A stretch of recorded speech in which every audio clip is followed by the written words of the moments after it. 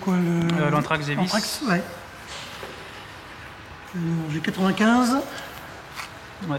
Dans le sens-là. Après, dans la diagonale. Ouais. Donc là, 90. D'accord, et le bloc, il fait combien? Alors, le bloc... en largeur. 110. Ouais. Et en profondeur? Là, c'est la même chose, 110. Ok. Ils ont centré les vis? Moi, je suis arrivé en août 2009. Donc, je sortais d'un BTS maintenance travaux publics. J'étais engagé après dans une licence professionnelle sur l'électrique, les fluides. Et je suis rentré dans l'alternance avec Jean-Jacques. Et ensuite, le premier binôme à Jean-Jacques est parti. Donc, du coup, je l'ai remplacé. Au niveau avec la centrale? Bah, du coup, quand Florent est arrivé, il n'était pas forcément autonome. Et ça, c'est normal. Aussi bien, moi, j'étais le prof, le conseiller. Et maintenant, ça va dans les deux sens, quoi. Maintenant, il est autonome. Et ça, c'est le top. C'est génial, quoi.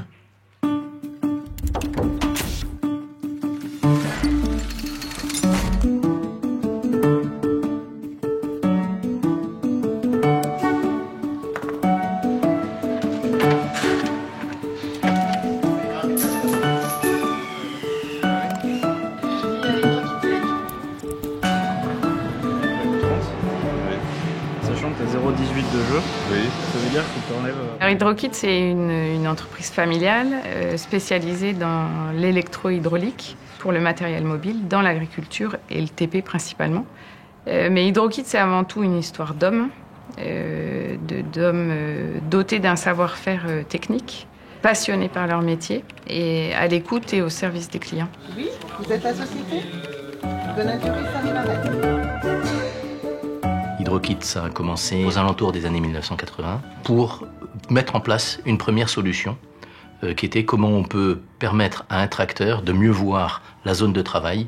Et c'était une inversion d'un poste de pilotage. Et depuis, ça a été systématiquement des solutions. Mais ça part toujours un agriculteur, un utilisateur de machines travaux publics, un utilisateur de machines mobiles va avoir un besoin. Et on est là pour justement apporter ces solutions-là.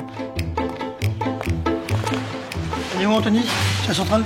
Là, il me reste ce dernier tube à faire. Ouais. Après, puis monter l'électro avec les clapets. Ah, et là, le bouchon, tu l'as mis au milieu? Ouais, j'ai pensé à le mettre. Et puis il y avait quoi là, là, au niveau de la vanne, ça va passer avec le distributeur? Oui, parce que du coup, on a un bloc. Au début, j'ai commencé par un peu plus du montage. Et ensuite, au fur et à mesure, j'ai fait du dessin, de la notice. Et ce qui était bien, c'est que Jean-Jacques était plus du côté technique.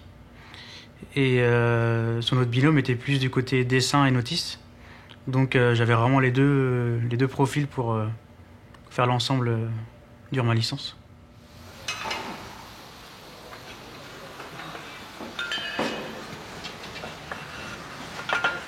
C'est important, les jeunes qui arrivent, on leur donner des coups de main parce que dans nos métiers, il faut quand même de la pratique, il faut toucher les choses, il faut comprendre comment ça fonctionne. Parce que c'est vrai que sur le papier, ça fonctionne toujours très bien, ça c'est clair. Mais sur le terrain, des fois, c'est autre chose. Donc il faut léguer des choses, il faut apprendre des choses. C'est très logique pour moi.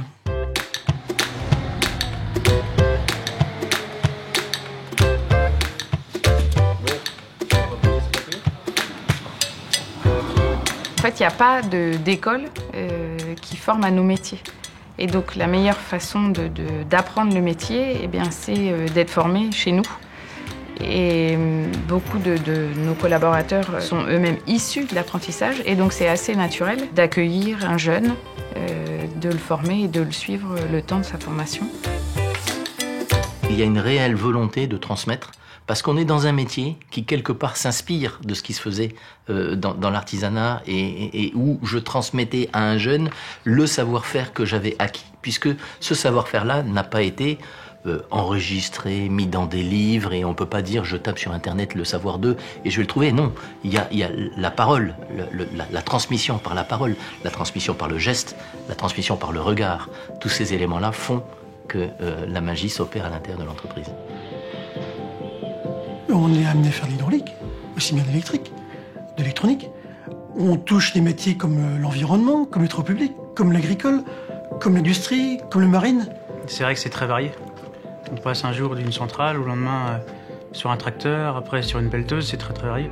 C'est pas monotone, les marchés évoluent, les produits évoluent, et nous, on est obligé d'évoluer avec. On n'a pas le choix de toute façon, c'est comme ça, c'est passionnant.